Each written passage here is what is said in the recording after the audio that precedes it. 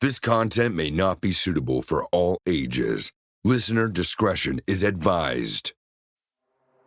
He grabs me by the arm and pulls me closer to him and says with this creepy voice and smile, "Hey there, little lady, what you doing?" I felt my stomach drop and my breathing pick up as I realized the situation I had put myself in. Then its neck/head almost swiveled around like an owl, and I was met with an oval-shaped gray face with no nose or mouth, only 2-inch black hollow eye sockets. From Disturbed Media, join your host, Chad, for true tales of horror, bizarre happenings, and unexplainable events. This is Disturbed.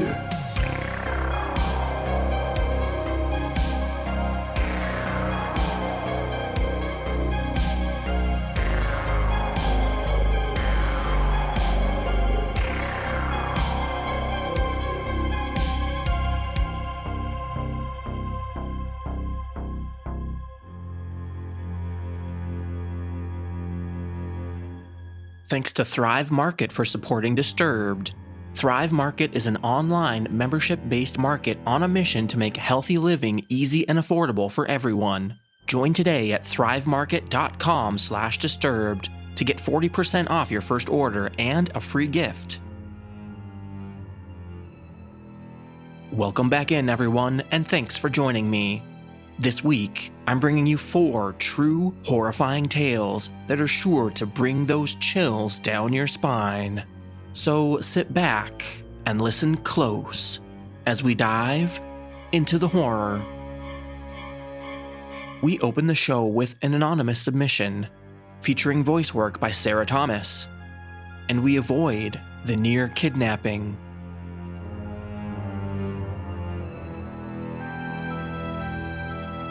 This happened my senior year of high school, just a few weeks before my 18th birthday. For context, I was a 5'4", 140-pound girl in a regular-sized town, where pretty much the only thing to do is go to the closest Sonic and sit with friends, or go hiking at the falls and campground in town. It was a common thing for me to wake up with just enough time to get ready and leave my house in time to make it to the closest Starbucks to get a coffee and a blueberry scone before school. On this particular day, I slept through my regular alarms and was later than I normally like to be. I got ready and headed off for school, and realized I didn't have time to get my coffee and scone. I decided instead I would stop at a gas station that was in the middle of the busiest part of the city, and normally had a lot of people there just to get a coffee. I didn't think anything of it, and parked and walked in. On my way in, I scanned the gas pumps to see who all was there, and how many people were at the gas station that day. At the time, there was maybe 3 to 4 cars getting gas. I go in, grab my coffee, pay, and leave. I look up as I leave and see there are no more cars. I turn the corner and basically right outside the door, there was a man. I try to make a curve around him as he took a step closer to me. He was around 5'6", maybe, not that tall. And he had gray hair and a beard and green eyes with a red sweatshirt on with the hood over his head. He grabs me by the arm and pulls me closer to him and says with this creepy voice and smile, "Hey there, little lady, what you doing?" The first thing I noticed was the lack of teeth and his awful breath. He smelled as if he smoked 4 packs of cigarettes a day. I looked at him and, trying to be kind, I just said, "Just getting some coffee." I tried pulling my arm out of his grasp, and he tightened his grip on me and pulled me even closer. "You want to give me something?" he said with that creepy grin.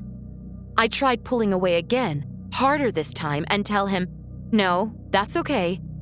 His grip finally tightened to where it was hurting my arm, and he said, "No, I think you do."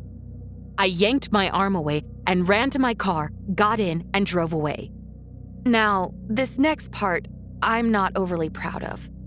I drove to school and didn't tell anyone about the incident. Part of me was embarrassed by it and didn't know what anyone would say. It wasn't until after the first 2 classes I finally told my best friend and made it clear I didn't want anyone else knowing. She did her best to talk to me without freaking me out, and within a few hours after it happened, I was able to laugh about it with her. I was okay, nothing had actually happened, so why make it a big deal? Later that day, we had a field trip with our assistant principal as the chaperone, and while driving in the bus, he said to all of us, "Girls, listen up. None of you ever need to go to that place over there. It's a sex trafficking site." I was close with him being my volleyball coach, so I got up to go and sit next to him, and I told him what had happened that morning, and was honestly laughing during parts of the story. His face the whole time was blank, and he said, "That's not okay." I said it was okay and just went back to my seat. The field trip ends, we're back at school now, and my next class was as an office aide. I walked in and said hi to both of the women at the desks, and the one I was closer to asked me to sit down. She looked me in the eyes and said, "Coach texted me while y'all were out. He told me what happened, and legally, we have to call the cops." I asked her not to, but then the assistant principal walked in and he was already on the phone. My parents were called in and he told me that my dad was already on his way. A few minutes passed and the cops and my dad were there now, and we were all sitting in the assistant principal's office. The cop asked me all the questions he needed to and filled out the paper report. At this point, I realized how big of a deal it was. My dad was adamant that they find the man because he wanted to press charges on him. He also wanted me to come home that day, but I declined because I had soccer team pictures after school. I needed the distraction. The next day, we found out that when the cops went to the gas station to check the security footage, it just so happened that nobody saw anything, and there were no cameras pointing toward the spot where it happened. Now, I'm angry at myself and at the guy who tried to kidnap me. The cops never found the man, and nothing ever came of it. I have no clue what would have happened if this man was maybe a little bit stronger or taller or whatever, but I really don't want to find out. It took months for me to be able to go get gas alone without my parents or a friend with me. So, yeah, exciting senior year, I guess.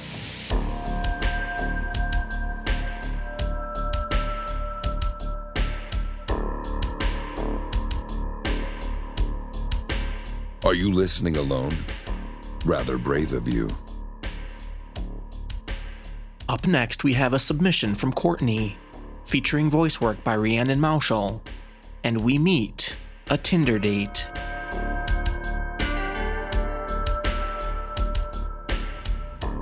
I'm going to start off by saying I know I put myself in danger in this story, and in other situations that I will not be sharing today. Looking back at it, I want to shake myself, but that's beside the point. My story takes place in 2020. Right after the pandemic hit, March 2020, I was furloughed and just graduated college. My roommates were both essential workers, so I was sitting at home alone and bored and decided to download Tinder. As an attractive girl on a dating app, I got a lot of matches, and only a select few made it to the stage where I would meet them. This was one of those times. I had been talking to this guy, we can call him Zach, and many others for about a month. But Zach was a little different. He was obsessed with my looks. He would constantly be telling me how beautiful I was, and specifically, how amazing my hair was. He loved my hair. After this incident, I cut it off. It reminded me too much of this creep. At the time, I had long brown hair that I left with my natural wave. I didn't really think anything of it, and I decided I would meet him after him asking me every day for almost the whole month we'd been talking. His pictures were handsome. He was tall with lean muscles and short brown hair. I was excited to meet him. The day comes and I am very nervous. I just have this bad feeling in my stomach all day. I'm getting ready and this bad feeling just won't go away.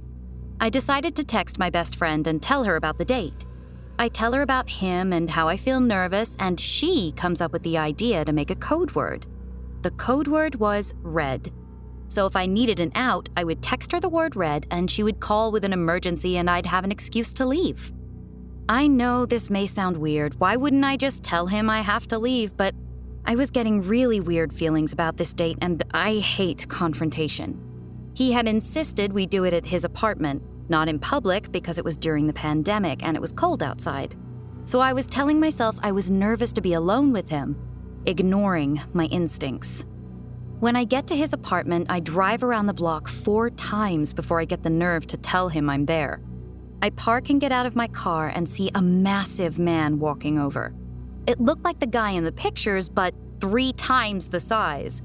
I'm not trying to be rude, but as a tall, slightly bigger girl, I am not used to feeling small. But this man was 6'7". It did say this in his profile, but guys usually lie about height all the time, so I wasn't expecting him to actually be that tall. And probably somewhere around 350 pounds. He towered over me, and it just made the feeling in my stomach so much worse. He was wearing athletic shorts and a huge t-shirt that dwarfed his large figure. I thought that was odd for a first date, but I followed him inside. We walked into a small 2-story apartment that smelled of cologne, like he had sprayed a bunch to cover the actual smell of the apartment. I looked around the small living room, which had a couch and a TV, but instead of sitting on the couch, we walked right past it and up the flight of stairs. That led to what he said was his room, but was only a mattress on the floor and a little gaming chair in an attic-looking space. He grabs a laptop from the desk and asks what I want to watch as he sits on the bed. Now I am super uncomfortable, not scared, but wanting to leave, realizing I had made a mistake coming here. Still standing, not wanting to give him the wrong idea, I text my friend, "Hey, did I tell you about that red truck?" and pressed send.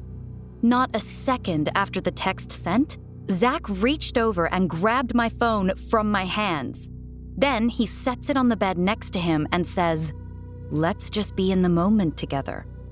First of all, huge disrespect of my boundaries, but it was the first time I had looked into his eyes and I saw something dark there. I felt my stomach drop and my breathing pick up as I realized the situation I had put myself in.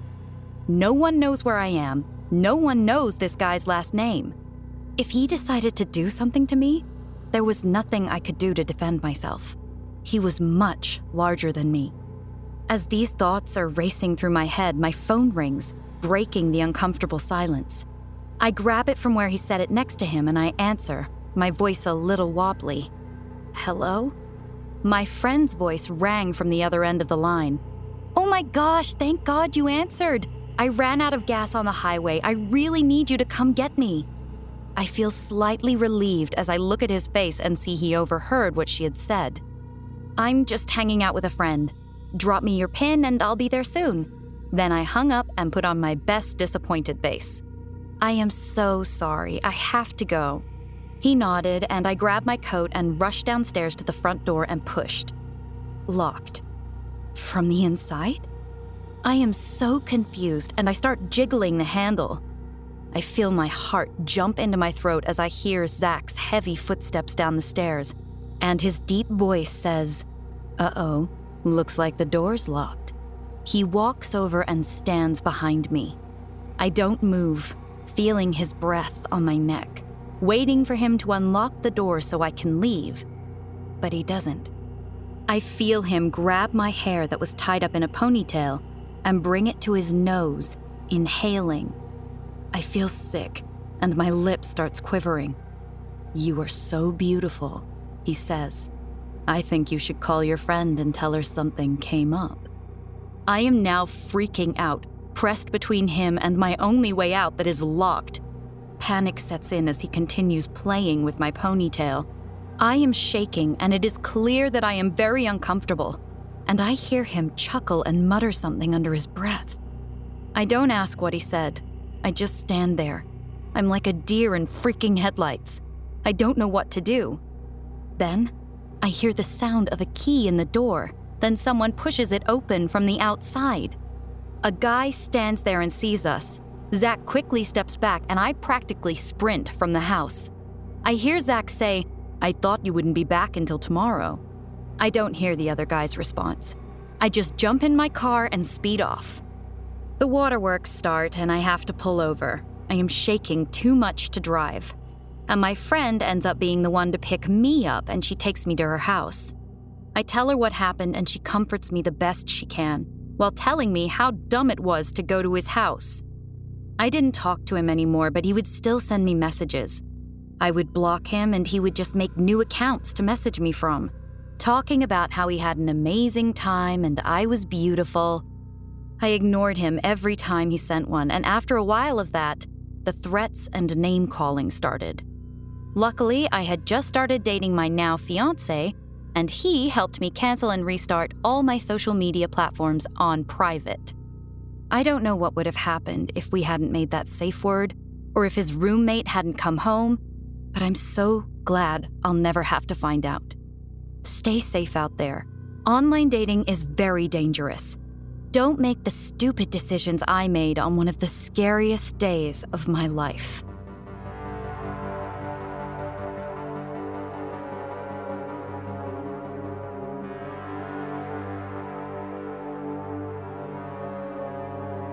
We need to get rid of some evidence. Don't go anywhere. Disturbed is brought to you by Thrive Market. Now, this is a really unique online membership-based market on a mission to make healthy living easy and affordable for everyone. And this is really one of my favorite newest obsessions. Heading to the online market and checking out everything they have because the possibilities are almost endless. They carry all of your favorite clean brands with everything from healthy pantry essentials to sustainable meat or seafood and more. And it's all delivered right to your door. Not to mention, they'll even give you a price match if you find a lower price somewhere else. Now, their website makes finding what you're looking for as easy as can be. You can easily shop with filters such as keto, gluten-free, low sugar, and around 100 options to sort by. And they're doing so much good outside of their actual products. When you become a member, Thrive Market donates a membership to a family in need. They've donated $4.5 million in healthy groceries and counting. I love Thrive Market because I can find so many awesome new brands that I can't find here locally. I honestly find myself just browsing the website and filtering through all the different options just to see what I can find. Now, they do have monthly and annual subscription options, so you have the choice to go month to month or lock in some more savings with the annual. The box I just received was loaded with tons of great snacks like cheese crisps, salted chocolate bars, jerky, and I even had some cleaning supplies in there. Thrive Market is great. They have a wide array of products and food that I highly recommend you check out and see what all the buzz is about. And I'm not going to send you over there empty-handed. You can get 40% off your first order and a free gift worth over $50 by joining today at thrivemarket.com/disturbed. That's 40% off your first order and a free gift worth over $50 by going to thrivemarket.com/disturbed. Now back to the horror. Disturbed Podcast with your host, Chad. Next up is our title story coming to us from Reddit user Probably Not a Saint, featuring voice work by Tanya Eby, and we discover the Hollow Man.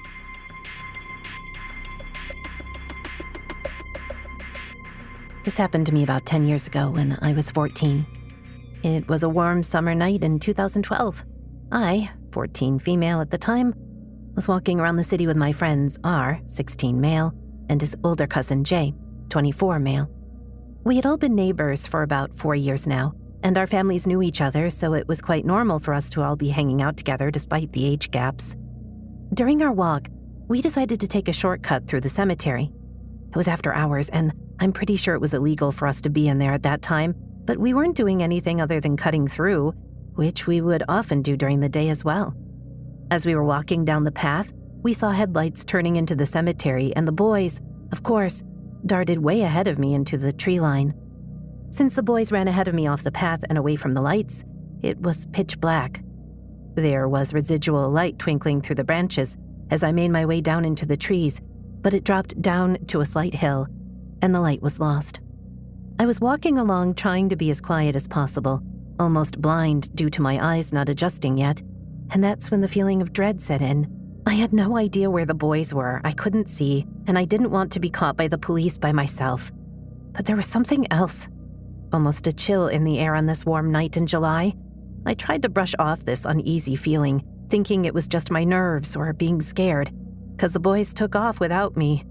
But alarms were going off in my head like something was very, very wrong. And apart from legal reasons, I should not be there. I make out a shape to the left of me as I'm walking. I take a couple steps towards it. Guys, is that you? Nothing. No response. I take a few more steps forward, and I swear to God, just like the movies, a freaking twig snaps under my foot. Now, the reason I had thought it was the boys is because this shape was crouched down next to a pile of brush and was big enough to look like two people haunches over. I thought they had been hiding there. But when the twig snapped, I stopped in my tracks as this thing stood up and towered over me. I was about 5 feet tall at the time, and this thing was easily 2 of me stacked right on top of each other. Whatever this thing was, it was only 15 feet or so away from me, and I was frozen with horror. It was facing away from me at first, then its neck/head almost swiveled around like an owl, and I was met with an oval-shaped gray face with no nose or mouth, only 2-inch black hollow eye sockets. The rest of this thing's body was pitch black against the dark trees. The light from the path has no longer streaming through the branches. It was just me and this thing that seemed like the personification of darkness itself. This thing and I stared at each other for what felt like an eternity.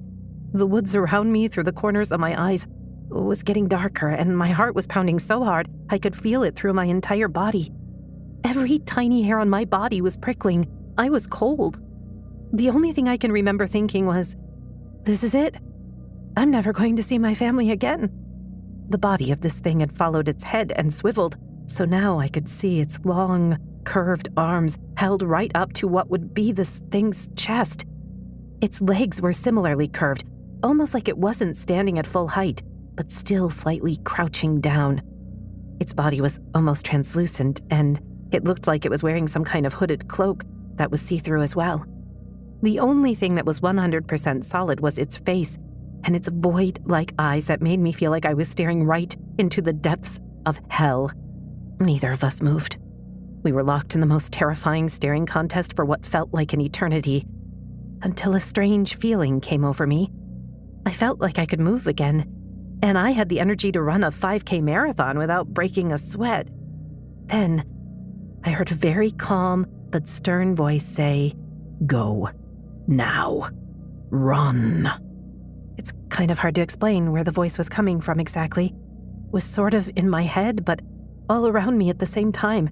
I'm getting chills as I write this. I know the voice did not come from whatever this thing was in front of me, because when I heard the voice speak, it looked as if this horrid creature recoiled at the sound of it, like it took a step or two backwards and kind of ducked its head down. I saw this as my chance, and I turned away from this thing, and I start bolting down further into the tree line, no longer caring about being quiet and crashing around through the bush like an animal being chased by some predator. I could almost feel this thing right on my tail, but after running about 200 feet-ish, I run directly into the boys, literally crashing into them. I'm obviously scared and pissed, so I ask why the F they left me like that, and they apologized.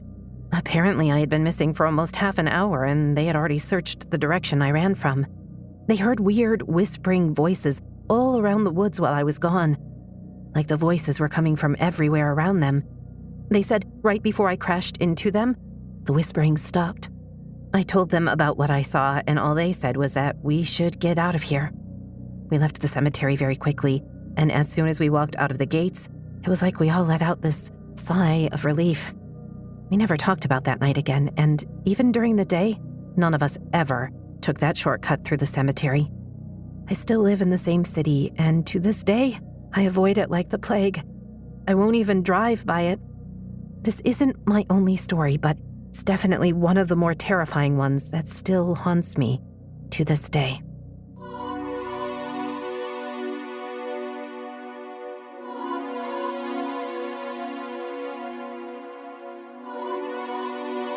Are you loving the show? Let us know with a positive rating and review. In return, We'll help you hide the body. And finally, we close out the show by checking in with Reddit user Diablix, featuring voice work by Matt Bradford, and we end up in a town that doesn't exist.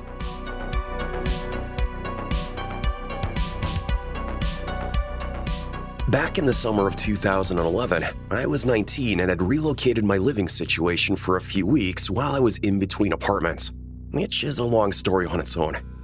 Well, due to my relocation, I was pretty far from my work, and I'd have to drive about an hour south on the Highway 45. Now, at the time, I worked in Spring, Texas, and I could get away with a lot of stuff because we were too short-staffed, and I was one of the more experienced on our night crew. On my first shift, having to drive to work from this new area, I ended up getting a bit turned around and lost. I was driving on what I thought had been the highway, but after a bend, it suddenly transitioned into a single-lane road, and then, further down, transitioned to just a dirt road. Ever since it stopped being a highway, there was no areas to turn off.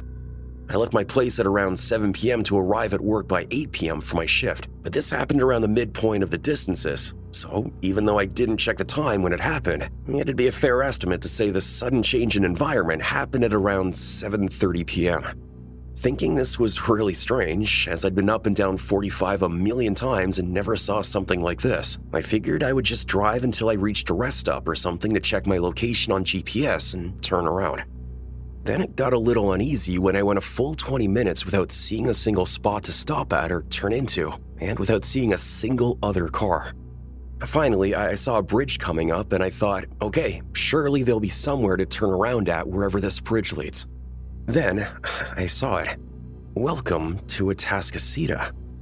At this point, I was already going to be super late for work no matter what, and figured I'd just send my boss a text and all would be fine. But no signal. So I figured, what the hell? I'm going to get in trouble anyways, so might as well check this place out for a few minutes and see where I ended up. It was very unsettling. The town looked like it had been abandoned for decades. The buildings all around looked like they were falling apart and in terrible disrepair. Not a single building had a light on, and there were no cars or people anywhere in sight. The roads were a mix of some dirt roads and some normal roads in varying state of disrepair. Hell, I didn't even see animals anywhere as I drove through. I could tell as I drove through that this town was essentially an island. Everywhere seemed to have a beach and a bridge that connected it to land, at least from what I was able to see as I drove around a higher elevated area. After about a half hour driving around, unable to find any signs of life, I managed to find my way back to the bridge I came in on and got the hell out of there. When I got to work about 2 hours late, my boss called me back into his office to have a chat. See, I'd been working there since I was 16 and never been so much as a single minute late, so he was willing to hear me out. I told him the honest truth of what happened, and he seemed increasingly concerned as my story went on. He and another coworker looked on a map out of curiosity, since they'd never known of any abandoned towns in the area, and they found some place called Atascocita and assumed I'd misread the sign. But when they opened the Google Street View, Atascocita was nothing like the town I'd seen. The only thing they had in common was sort of a similar name and one bridge that connected it from across a lake.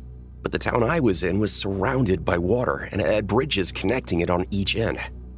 I'm only in contact with one coworker who was at work that day, and he's convinced I somehow got a bustling old-style town like Atascocita somehow confused with a long-abandoned ghost town, even though they had nothing in common, just because we couldn't find any Atascocita on the map. And 2 years later, after I went back to live in Spring for a little while, I did try finding Atascocita again, this time with the intent of filming while I was there to prove it existed. But alas, no matter how much I retraced my steps, I was never able to find that strange empty path to the bridge again. As a little end note, I'm typically not super comfortable sharing this story with many people, because, well, for obvious reasons, lots of people would probably think I'm crazy because I'm adamant I was in a town that no one can seemingly find any evidence of ever existing. And from the few people who I've told over the years, I've gotten answers like slipping somewhere in time, or that I entered some kind of spirit world or something, or I slipped into an alternate reality. The most common was that I fell asleep on the highway. Though, well, that last one certainly sounds like the most grounded on the surface. For those who have driven on the 45, I'd have 100% died if I'd fallen asleep at the wheel in late evening or early night on that highway. Accidents are common there among totally alert drivers. so I'm not really sure what to make of it all. As unsettling as the event was, the retracing my steps later and not being able to find any trace of it was even more so. Honestly, if I ever end up back there somehow, someday, I'm filming the whole thing.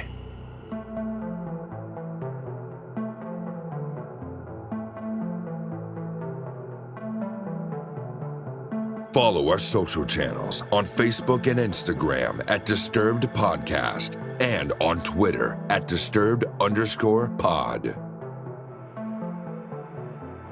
Submit your own experience to the show in writing or through our hotline, all available at disturbedpodcast.com. Disturbed is an independent production funded through advertising and your support. And let's shout out our newest supporters: Haley Ortiz, Caitlin Barrington, Liliana Cisneros, Leanne Williams, Chelsea Gerald, Colleen Coffey, April, Ryan Hicks, Kate, NMTX, Megan Moltoff, and several others that will get their shout out next week.